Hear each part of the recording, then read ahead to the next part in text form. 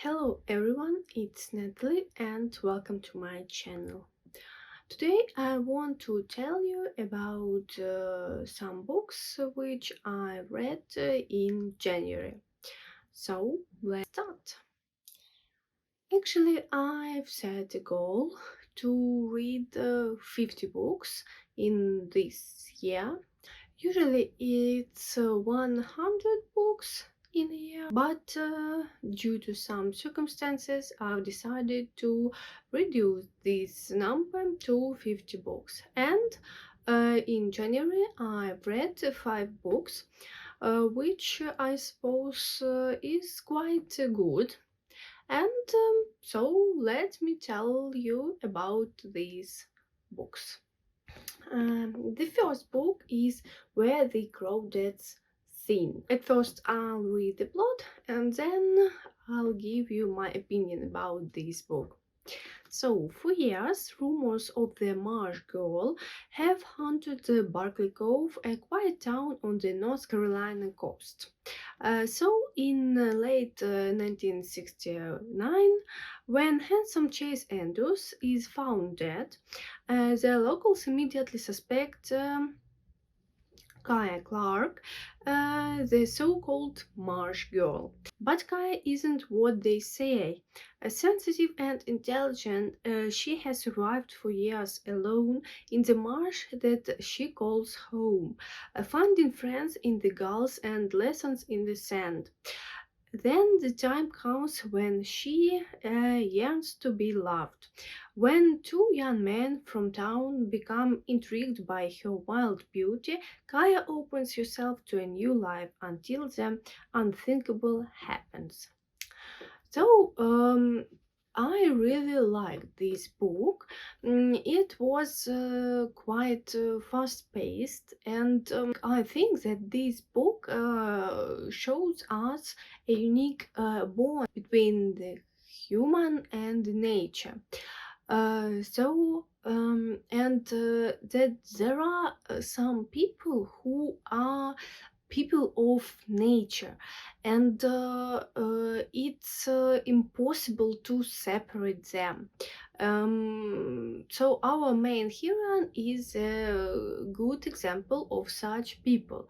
Maybe she didn't want to become like Marsh Girl and to live there, but the life was hard. So at first he was abandoned by her own mother, then brothers and sisters, and at least she was alone. And this was in her childhood. That's why from 6 or 7 years he learned how to survive in the nature, in the world of people, and she did it. She coped with it. This book isn't only the story about Kaya. Also, there is like detective line, so the body of Chase Andrews, and police investigates who is the murderer and so on. But this detective line is not so strange, so it's hard to name this book like detective story or mystery story, but there is a mystery because, for example, I didn't know to the end who was the murderer, and of course I suspected some characters, but when I realized who was this one, I was in shock. And I was like, oh my god, seriously? So it's interesting to read the description of the nature, the relationships between people, and of course the tiny note of a detective story. So I think that this book is worth of reading. Next book is Bernardine Evarista, Girl, Woman, Other. I like the cover of this book. It's quite interesting. And so the plot. This is Britain as you've never read it. This is Britain as it has never been told. From the top of the country to the bottom, across more than a century of change and growth and struggle and life, Girl, Woman, Other follows 12 very different characters on an entwined journey of discovery. It's future, it is past, it's fiction, it is history. It is all about who we are now. This book contains 12 main characters. It's 12 women. And somehow all of them are connected with each other. And so main stories is about families. For example, the first three women is a mother, a daughter, and a friend, and then a mother, a daughter, and a grandmother. So it was really interesting to read about it, and it was quite emotional because some problems that are raised in this book, they haven't disappeared. They are right now. They are exist right now, and it's pity. Uh, so mostly this book about women from Africa. But I think that maybe not every, but most women can recognize themselves. Because it's about struggling, it's about hard destiny to be women, and especially to have different skin color. And I liked some points here. So the first one is about abusing that it doesn't matter the gender of the human. It depends of the maybe character, or I don't know. So like men, like women can be abusers and such people who want to control, to manipulate, and so on. And it's really hard to uh, drop, to leave such relationships. And another story is about a woman who arrived in England, and like she thought that everything would be okay, and they can do everything. They have their diplomas, so it's a married couple. But it turned out to be that their diplomas are like just papers, like toilet paper.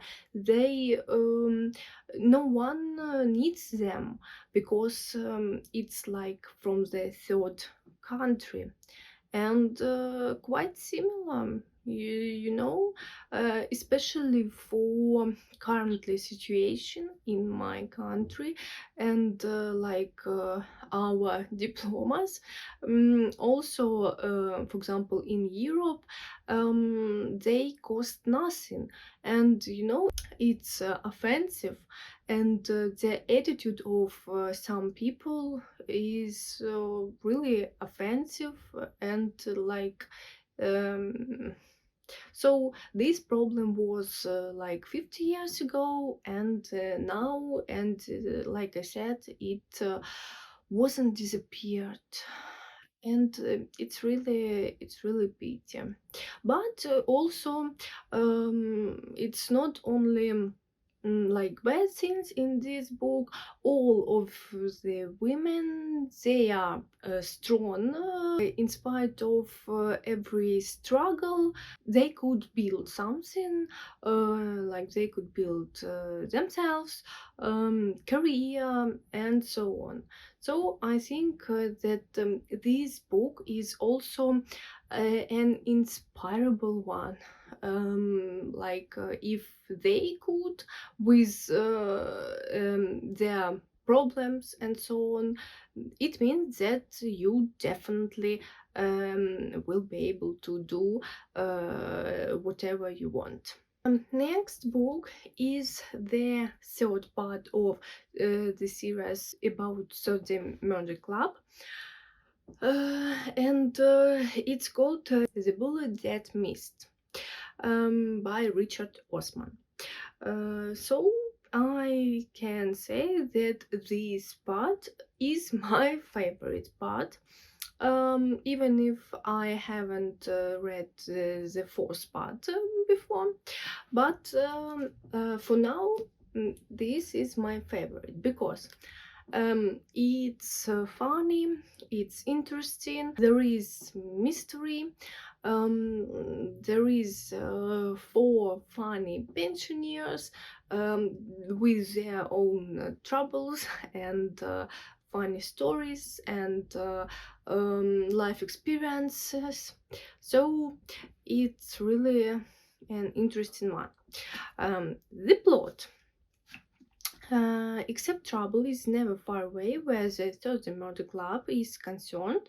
A decade-old cold case leads them to a local news legend and a murder with nobody and no answers. Then a new foe pays Elizabeth a visit. Her mission? Kill or be killed. As the cold case turns red hot, Elizabeth restless with her consciousness. Uh, and the gun. While Joyce, Ron, and Ibrahim chase down clues with help from old friends and new. But can't again solve the mystery and save Elizabeth before the murderer strikes again.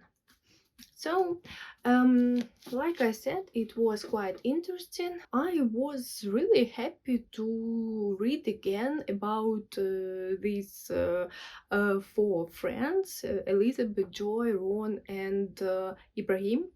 And it was like kind of pity to finish this book because it seems like you say goodbye to your old friends. So, by the way, the detective line is good here. In the end of this book, there is also an unexpected ending. I had some thoughts about it, and maybe in some points, I was right. But again, it's really hard to find the real bad guy. All is good about this book except one character called Viktor Ilyich. So he is a former KGB agent, and yes, there is a full name, Viktor Ilyich.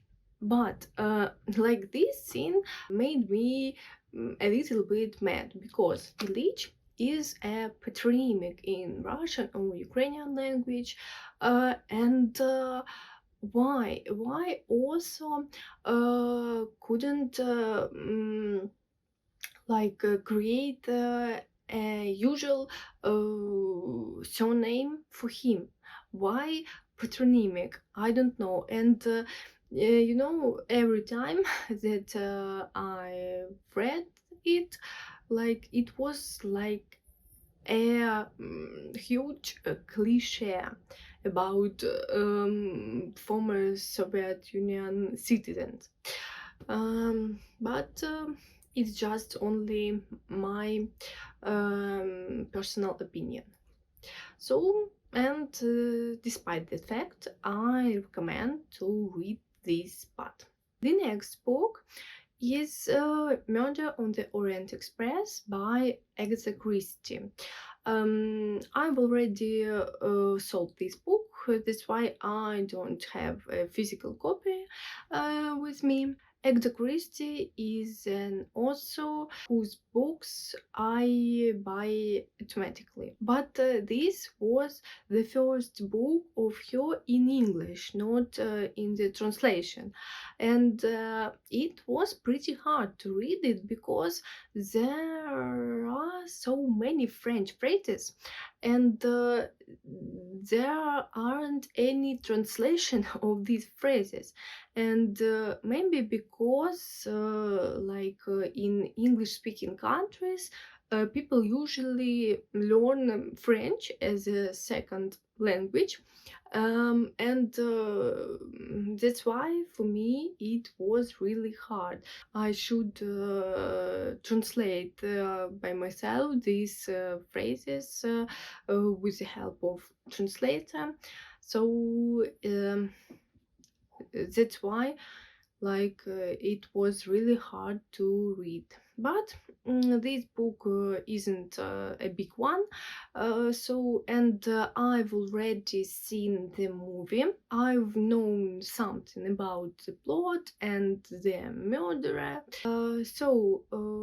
This book is about Hercule Poirot. He was traveling on the train. People in this train are from different social groups and different nationalities, but somehow all of them are connected.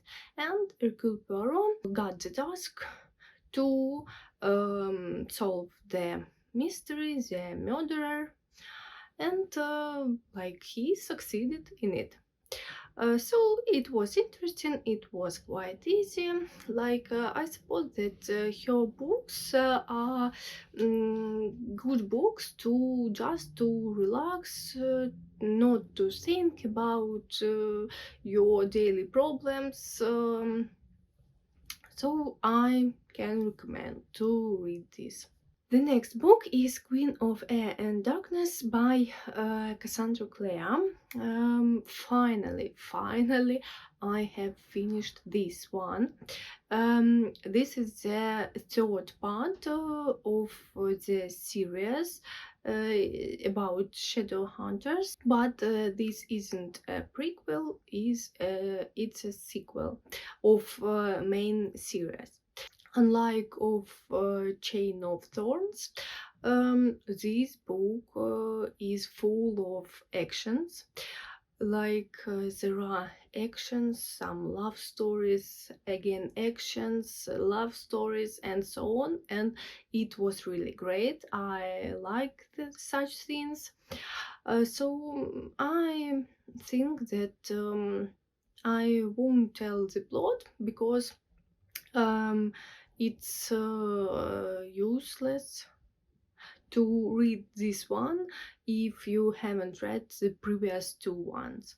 I just can say that I'm afraid of what will be in the next series, and I suppose that this will be the last series about Shadowhunters, and I really don't want this.